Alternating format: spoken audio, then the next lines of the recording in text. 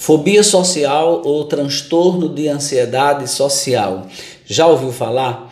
Trata-se de um transtorno em que a pessoa tem muito medo de não corresponder às expectativas dos outros ou às expectativas sociais. Neste transtorno, a pessoa está sempre com medo de não agradar, de ser julgada, de ser mal interpretada pelos outros.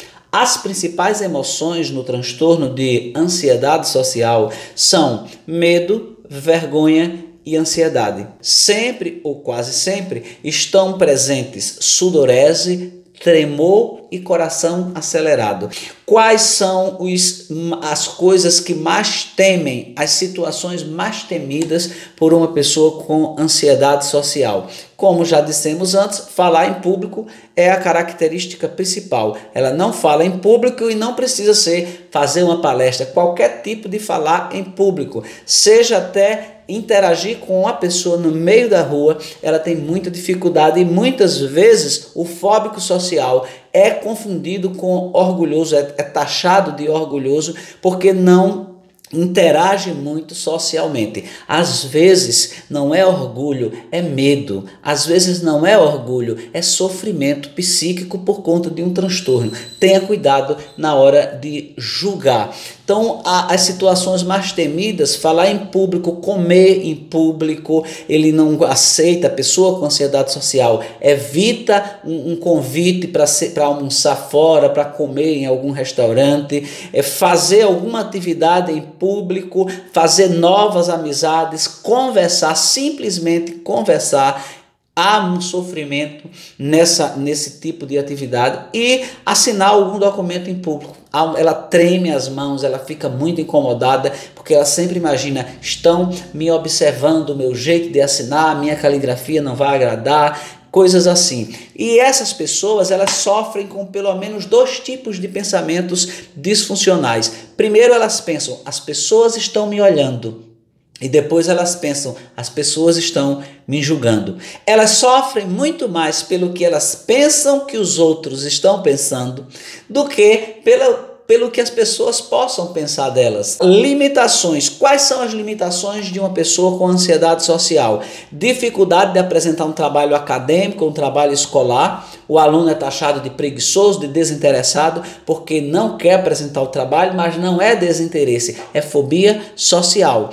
Dificuldade de interagir, já falamos isso, com as pessoas, não é orgulho, é fobia social. Dificuldade em trabalhar ou procurar um emprego, a família diz, isso é um preguiçoso, não sai de casa, mas nem sempre é preguiça. É ansiedade social. Nem sempre ele precisa de levar uma bronca. Às vezes ele precisa de ajuda. Pense nisso.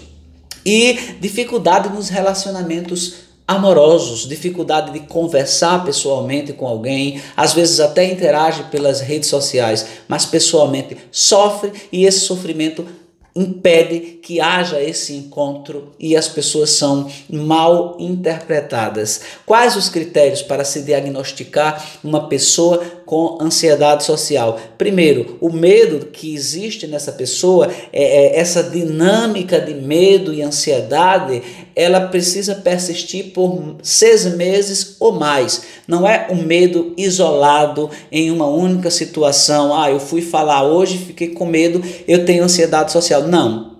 Isso precisa ser uma coisa constante, sempre pensando em que está sendo julgado, com medo de ser rejeitado e de que as pessoas poderão humilhá-la, sempre pensando nessas coisas, sempre tendo medo de ser mal interpretado. O medo é quase sempre das mesmas situações, não é medo, hoje eu tive medo de uma coisa, amanhã eu tive medo de outra.